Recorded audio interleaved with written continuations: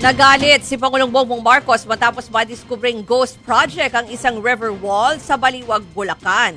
Fully paid ang proyekto at markado ng kumpleto kahit hindi naman pala. Narito ang report ni Ian Suyu. I'm getting very angry. Halatang inis si Pangulong Bongbong Marcos nang bisitahin ng isang river wall project sa Baliwag, Bulacan kanina.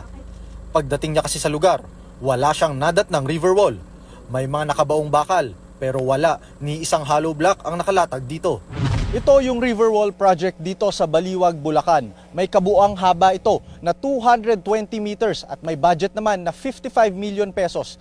Naasahan sana na noong Pebrero pa nasimulan ang proyektong ito, ngunit Agosto na, wala pa rin nagagawa ngayon. Walang indikasyon na sinimulan ang pagpapatayo nito, pero kumpleto na raw ito sa dokumento. Fully paid na rin daw ang proyekto mula pa noong June 30. Base sa ipinakitang resibo ng palasyo. Kaya ayon sa Pangulo, malinaw na ghost project ito. Pero wala talaga, 220 meters, 55 million, completed ang record ng Public Works. Walang ginawa, kahit isang araw hindi nagtrabaho, wala. Wala kang makita, puntahan ninyo, wala kayong makita kahit na ano. Tuloy-tuloy ang pagbaha doon sa kabila. No, I'm not disappointed, I'm angry.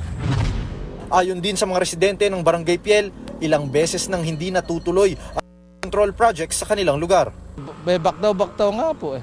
Sana po pag susunod na mga panahon, ayusin po nila. Gawin na lang nila na maayos para di na po kami binaba. Ang kontraktor ng ghost project na ito ay ang Sims Construction Trading. 14 na flood control projects ang hawak nito sa Bulacan. Halos 1 bilyong piso ang kabuuang halaga ng mga ito. Ipinag-utos na ni Pangulong Marcos ang pag-blacklist sa Sims Trading. Mahaharap sila sa mga kaukulang kaso sa ilalim ng Revised Penal Code. Sisiyasatin din daw nila ang iba pang proyekto nito. Sa parte naman ng DPWH, magsasagawa raw sila ng audit para matukoy kung sino ang responsable sa ghost project na ito.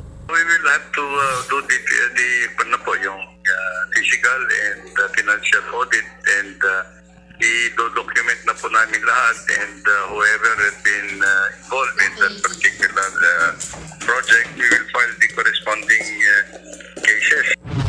Handa ring tumulong ang Bureau of Internal Revenue sa ghost projects. Hihingi rin tayo ng mga dokumento patungkol dyan sa mga proyekto na yan at para makita natin talaga at mabusisi kung kamusta ba ang naging tax compliance ng mga contractors ito sa mga proyekto.